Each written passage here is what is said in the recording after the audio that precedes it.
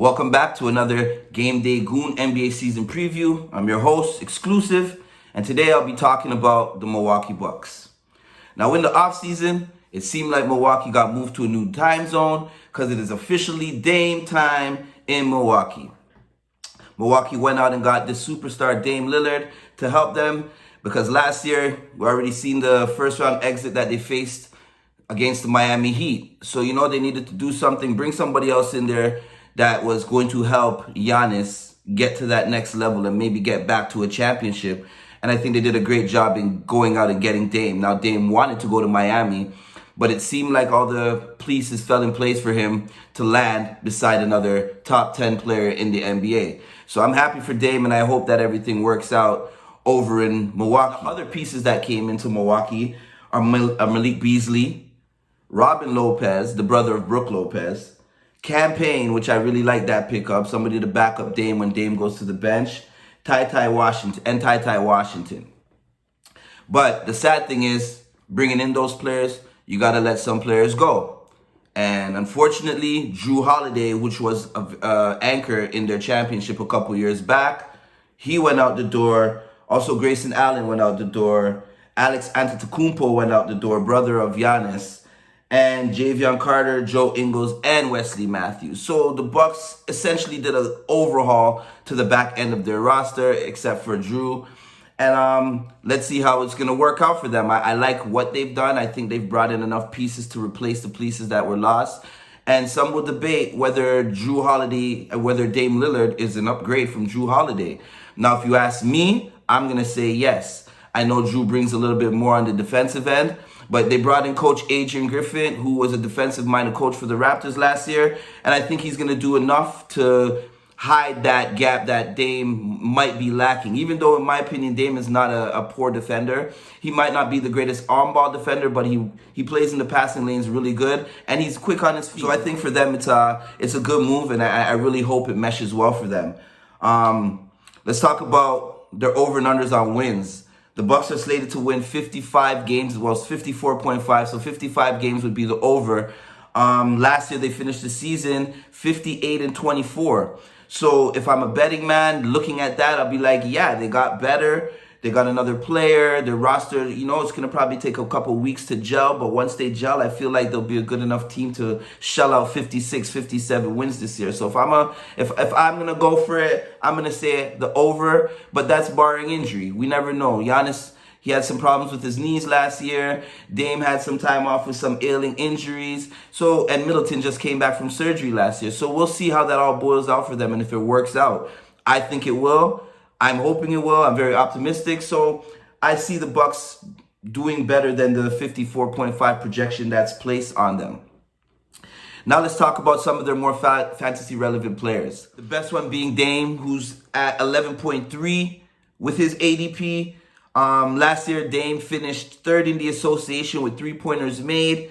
He was at 4.2. He was one of the top scorers in the league last year as well. So I like him there. If you need a guy to get you some assists, some threes, some points, and do it at a high rate, Dame is somebody you should definitely look for in the first round.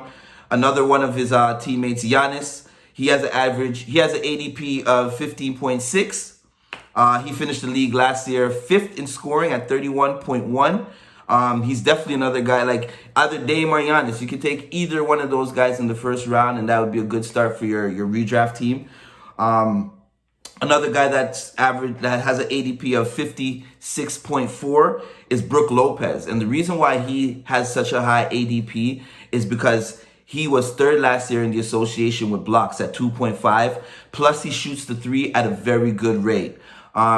He doesn't grab you the most rebounds for a 7-footer, but I think with the blocks and the 3-pointers, I think that he fits well right there. So if you're looking for a big to grab you some, to get you some blocks and get you some threes in the middle rounds, maybe 3-4, you might want to draw for him. I'm personally going to do that in my redraft that I have on Sunday. Don't tell them, but yeah, Brook Lopez is definitely going to be on my team because I want that high block production that he provides. And another guy that is very good. He just came back off of injury last year. He played 33 games for them. He has an ADP of 77.3, and that's Khris Middleton. Last year, his averages in 33 games was 15.1 points, 4 rebounds, and 5 assists. Now, that is great from a guy who is, I think, about 33 years old and coming off an injury. I think this year, with the solid team that they have, bringing in Dame, there's going to be less focus on him. And I think he's going to get back to those averages. He should probably be somewhere in the 16-point range. He's going to get you another 4 or 5 rebounds, another 4 or 5 assists. And he's going to do it grabbing you a steal and probably hitting 2 3-pointers. So he's a good person, especially in round 6. If you can get him, snatch him. Don't let him go further than that, because he will be productive this year. I believe it. That's it for the fantasy relevant players on the Bucks. I'm pretty sure there's some more later on that you can go and get to help your team out. You have some special guys like Malik Beasley who can get you a lot of threes. Campaign, he's going to drop a lot of assists. But those are later round guys. If you're looking for something like that in the later rounds, look at those guys. Their expectations, the Bucks' expectations on this year, I feel like the Bucks are probably going to have the best regular season record once again. As long as they can stay healthy. Giannis looks poised to have an incredible season. Last year, it was a little bit of a fall off, but he was asked to do a lot. So I'm thinking with the addition of Dame, you even got Campaign, who when he's in the game, he can control the ball for Giannis, so he's not always having the ball in his hand. I think that they're going to do better than their over and under for wins this year. And I have them pegged first in the league in wins, definitely first in the East, obviously. And I would say about 56, 57 wins again, barring injury. For the Milwaukee Bucks, let's hope that everybody has a healthy season. And let's see if I'm right in terms of them finishing atop of the league in wins. I'm your host, Exclusive. Please like and subscribe. We're doing this for all 30 NBA teams, and you don't want to miss none. Shout out our sponsors, Tenement, Game Day Goons. We out.